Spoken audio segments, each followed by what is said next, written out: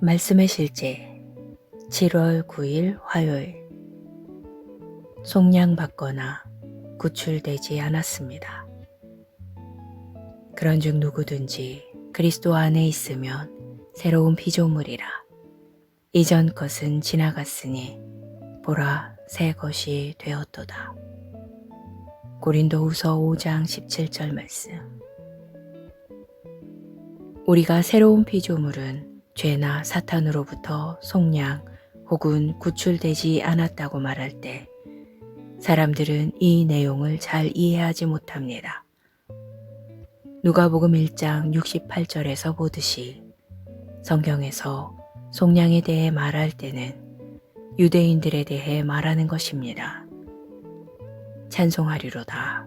주 이스라엘의 하나님이여 그 백성을 돌보사 속량하시며. 유대인들은 율법의 저주 아래 있었기 때문에 속량받아야 하는 사람들이었습니다. 따라서 바울이 그리스도께서 우리를 위하여 저주를 받은 바 되사 율법의 저주에서 우리를 속량하셨으니 라고 말했을 때 우리라는 표현을 잘못 이해해서는 안 됩니다.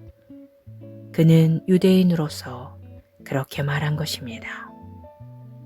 이방인들은 율법 아래에 있던 적이 없기 때문에 율법의 저주로부터 속량받지 않았습니다. 그래서 에베소서 4장 17절로 18절은 이방인들을 하나님으로부터 떠나 있는 사람들, 약속에 대한 이방인들, 이 땅에 소망이 없고 하나님이 없는 자들로 묘사합니다. 그러나 하나님께 감사드립니다. 그리스도 예수 안에서 유대인과 이방인이 함께 모여 유대인도 이방인도 아닌 한 세 사람을 이루었습니다. 그것이 바로 새로운 피조물입니다.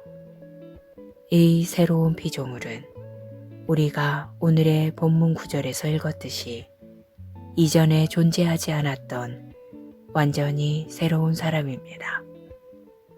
새로운 피조물은 새로운 종족이며 당신은 그리스도께 속했습니다.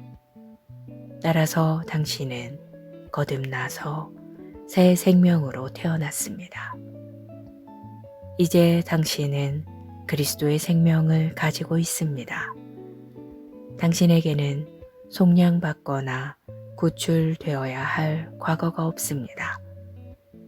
당신이 거듭나기 전에 가지고 있던 옛 본성은 그리스도의 신성한 본성으로 대체되었습니다. 이제 당신은 새 생명 가운데 행하게 되었습니다. 하나님께 영광 드립니다. 고백. 나는 그리스도 예수 안에서 하나님의 생명과 본성을 가진 새로운 피조물입니다. 나는 부활 생명을 가지고 있습니다. 나는 속량받지 않았고 구출되지 않았습니다. 나는 이전에 존재하지 않았던 완전히 새로운 사람이며 초월적인 성령의 생명으로 삽니다. 하나님을 송축합니다.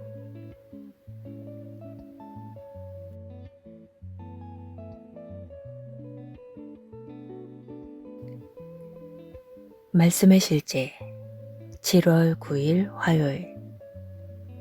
속량받거나 구출되지 않았습니다. 그런즉 누구든지 그리스도 안에 있으면 새로운 피조물이라. 이전 것은 지나갔으니 보라 새 것이 되었도다. 고린도후서 5장 17절 말씀. 우리가 새로운 피조물은 죄나 사탄으로부터 속량 혹은 구출되지 않았다고 말할 때 사람들은 이 내용을 잘 이해하지 못합니다. 누가복음 1장 68절에서 보듯이 성경에서 속량에 대해 말할 때는 유대인들에 대해 말하는 것입니다. 찬송하리로다. 주 이스라엘의 하나님이여 그 백성을 돌보사 속량하시며. 유대인들은 율법의 저주 아래 있었기 때문에 속량받아야 하는 사람들이었습니다. 따라서 바울이 그리스도께서 우리를 위하여 저주를 받은 바 되사 율법의 저주에서 우리를 속량하셨으니 라고 말했을 때 우리라는 표현을 잘못 이해해서는 안 됩니다. 그는 유대인으로서 그렇게 말한 것입니다. 이방인들은 율법 아래에 있던 적이 없기 때문에 율법의 저주로부터 속량받지 않았습니다. 그래서 에베소서 4장 17절로 18절은 이방인들을 하나님으로부터 떠나 있는 사람들, 약속에 대한 이방인들, 이 땅에 소망이 없고 하나님이 없는 자들로 묘사합니다. 그러나 하나님께 감사드립니다.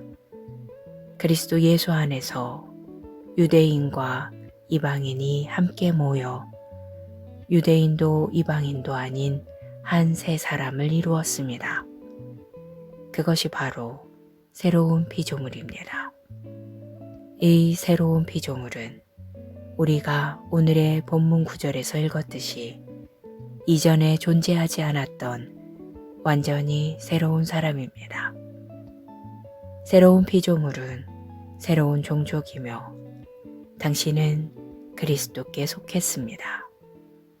따라서 당신은 거듭나서 새 생명으로 태어났습니다. 이제 당신은 그리스도의 생명을 가지고 있습니다. 당신에게는 속량받거나 구출되어야 할 과거가 없습니다. 당신이 거듭나기 전에 가지고 있던 옛 본성은 그리스도의 신성한 본성으로 대체되었습니다. 이제 당신은 새 생명 가운데 행하게 되었습니다. 하나님께 영광 드립니다. 고백. 나는 그리스도 예수 안에서 하나님의 생명과 본성을 가진 새로운 피조물입니다. 나는 부활 생명을 가지고 있습니다. 나는 속량받지 않았고 구출되지 않았습니다. 나는 이전에 존재하지 않았던 완전히 새로운 사람이며 초월적인 성령의 생명으로 삽니다. 하나님을 송축합니다.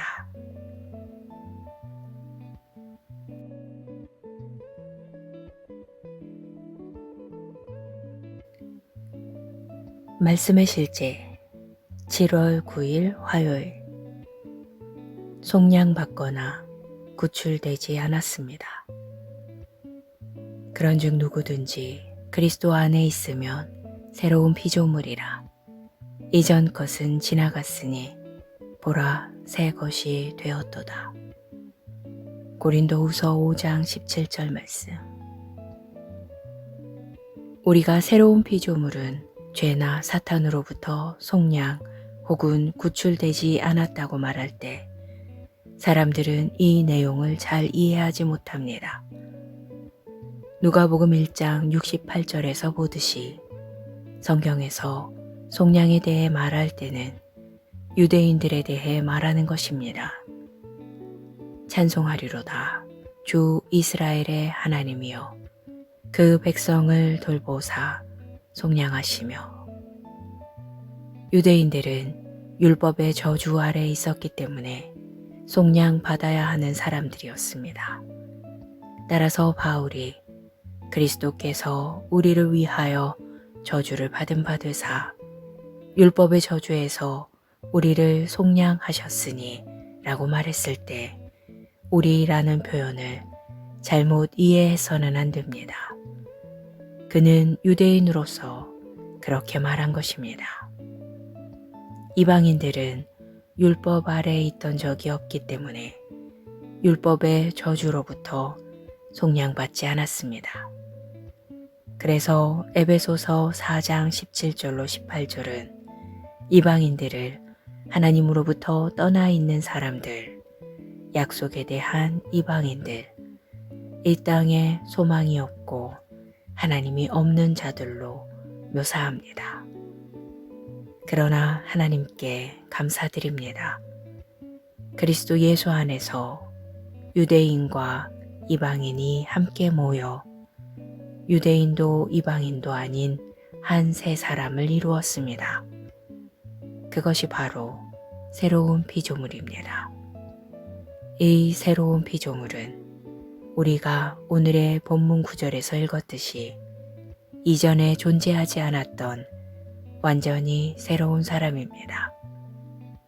새로운 피조물은 새로운 종족이며 당신은 그리스도께 속했습니다. 따라서 당신은 거듭나서 새 생명으로 태어났습니다. 이제 당신은 그리스도의 생명을 가지고 있습니다. 당신에게는 속량받거나 구출되어야 할 과거가 없습니다. 당신이 거듭나기 전에 가지고 있던 옛 본성은 그리스도의 신성한 본성으로 대체되었습니다. 이제 당신은 새 생명 가운데 행하게 되었습니다. 하나님께 영광 드립니다. 고백. 나는 그리스도 예수 안에서 하나님의 생명과 본성을 가진 새로운 피조물입니다.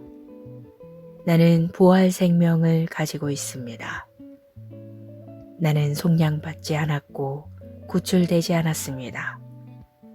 나는 이전에 존재하지 않았던 완전히 새로운 사람이며 초월적인 성령의 생명으로 삽니다.